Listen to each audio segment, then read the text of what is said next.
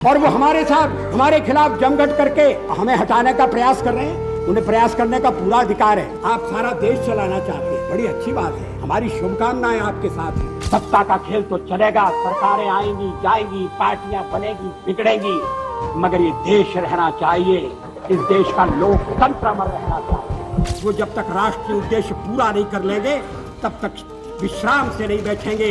मैं अपना त्याग पत्र राष्ट्रपति महोदय को देने जा रहा हूँ। तो आखिर गुड गवर्नेंस होता क्या है? हर साल 25 दिसंबर को इंडिया में गुड गवर्नेंस मनाया जाता है। ठीक वैसे ही जैसे हम लोग बर्थडे सेलिब्रेट करते हैं, वैसे ही आज के दिन अटल बिहारी वाजपेयी जी का बर्थडे सेलिब्रेट किया जाता है। लेट अटल बिहारी वाजपेयी जी हमारे देश के वो प्राइम मिनिस्टर थे जिन्होंने हमारे देश को बहुत बढ़िया ढंग से चलाया था। तो आखिर ये गुड गवर्नेंस का आखिर चक्कर क्या है? इमेजिन करिए कि आप एक स्कूल में पढ़ते हैं और आपका जो स्कूल है वो एकदम मक्खन की तरह से चलता है, सब कुछ स्मूथ है, हर किसी को पता है कि क्या करना है, और अगर कोई प्रॉब्लम हो जाती है तो उसको सॉल्व कर दिया जाता है, और इसी को कहा जाता है गुड गवर्नेंस। अटल बिहारी वाजपेयी जी का जन्म 25 दिसंबर 1924 को एक टीचर के घर में हुआ था। कानपुर से पॉलिटिकल साइंस में मास्टर्स डिग्री प्राप्त करने के बाद इन्होंने 1939 में आरएसएस ज्वाइन कर लिया। और आप लोगों ने क्विट इंडिया मूवमेंट के बारे में तो कहीं ना कहीं सुना ही होगा या फिर अपने बुक्स में तो पढ़ा ही होगा जब आप स्कूल में होंगे। और इसी क्विट इंडिया मूवमेंट से उन्होंने अपना पॉलिटिकल जर्नी शुरू किया था 1942 में। वैसे तो ये प्रोफेशन से जर्नलिस्ट बने थे, लेकिन ये जनसंघ पार्टी के one of the founding members में से एक थे। फिर उसके बाद इन्होंने जनता पार्टी ज्वाइन किया और उसके बाद जब बीजेपी का फॉर्मेशन होता है तो ये बीजेपी ज्वाइन करते हैं। और इंदिरा गांधी ने जब इमरजेंसी लगाया था तो उस समय पे अटल बिहारी वाजपेयी जी को अरेस्ट भी किया गया था। इनका एक बहुत ही आइकॉनिक वीडियो है जब इनकी सरकार गिर गई थी। और मैं चाहता हूँ ये परंपरा बनी रहे, ये प्रकृति बनी रहे। सत्ता का खेल तो चलेगा, सरकारें आएंगी जाएंगी, पार्टियां बनेगी बिगड़ेंगी, मगर ये देश रहना चाहिए।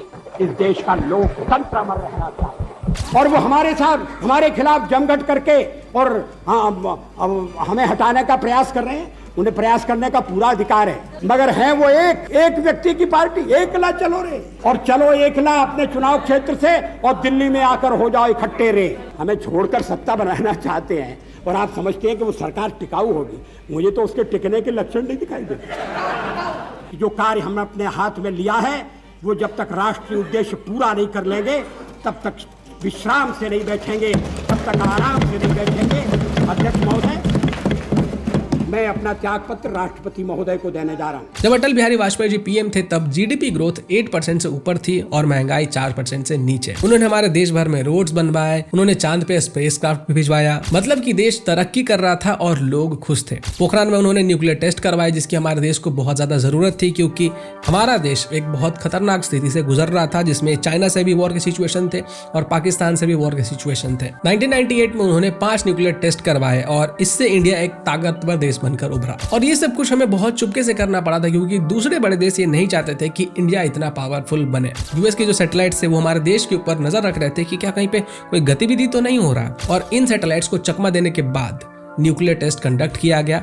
जिसके बाद की पूरी दुनिया को एक मैसेज गया कि अगर इंडिया के ऊपर आंख उठाकर देखोगे तो तुम्हारा हासिल बहुत बुरा हो सकता है, क्योंकि हम भी अब एक न्यूक्लियर पावर है। गोल्डन क्वाड्रिलेटरल और प्रधानमंत्री ग्राम सड़क योजना जैसे प्रोजेक्ट्स उन्होंने शुरू करवाए। आखिर ये गोल्डन क्वाड्रिलेटरल प्रोजेक्ट क्या है?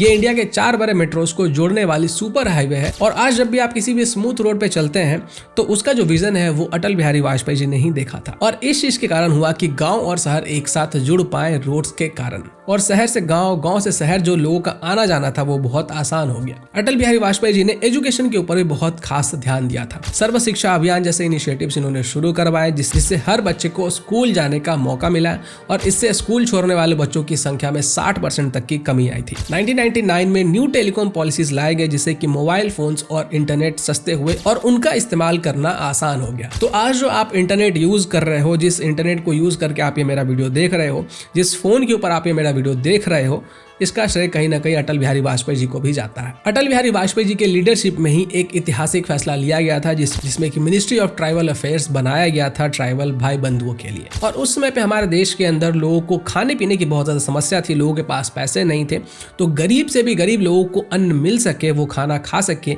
पेट भर सके अपना, इसके लिए उन्होंने गेहूं और चावल को 2-3 रुपए प्रति किलो करवाया था। और ये सब कुछ हो रहा था अंत्योदय अन्न योजना के थ्रू। और जिस तरीके से अटल बिहारी वाजपेयी जी हमारे देश को आगे ले जाना चाहते चाहते थे, जो उनका विजन था, उसी चीज को आगे ले जाने के लिए बीजेपी काम कर रही है। जैसे कि MyGov प्लेटफॉर्म्स बनाए गए हैं जिसमें कि 3 करोड़ से ज्यादा लोग जुड़े हैं और यहाँ पे आप सीधे सरकार से बात कर सकते हैं, यहाँ तक कि आप अपने सजेशंस भी सरकार को दे सकते हैं। गुड गवर्नेंस इंडेक्स बनाया गया है जिसमें कि आप चेक कर सकते हैं कि कौन सा स्टेट पढ़ाई, खेती और पैसे के मामले में कितना अच्छा कर रहा है। और 19 से लेकर 25 दिसंबर तक हम लोग गुड गवर्नेंस वीक मनाते हैं जिसमें कि सरकार अपने कामों को दिखाती है और लोगों से उसका फीडबैक लेती है। पूरे इंडिया भर में कैंपेन्स और वर्कशॉप्स अरेंज किए जाते हैं, जैसे कि मिशन कर्मयोगी नाम का एक प्रोग्राम है और इसमें योगा नहीं सिखाते हैं, ये गवर्नमेंट के एम्प्लॉयज को ट्रेनिंग देती है ताकि वो अपना काम और अच्छे तरीके से करे और लोगों की मदद कर सके। गवर्नमेंट ऑफिसेस में अब पेपर फाइल्स की जगह पे कंप्यूटर्स के ऊपर काम हो रहा है। और एक सबसे इंपॉर्टेंट और सबसे इंटरेस्टिंग बात मैं आपको बताता हूँ, अगर आपके पास कोई कंप्लेन है, आप कोई कंप्लेन कर रहे हो लेकिन कोई सुन नहीं रहा है, तो एक सीपी ग्राम्स नाम का सिस्टम बनाया गया जिसने कि लाखों लोगों की प्रॉब्लम सॉल्व की है। और यहाँ पे जाकर आप अपना कंप्लेन रजिस्टर कर सकते हो, जिसके बाद की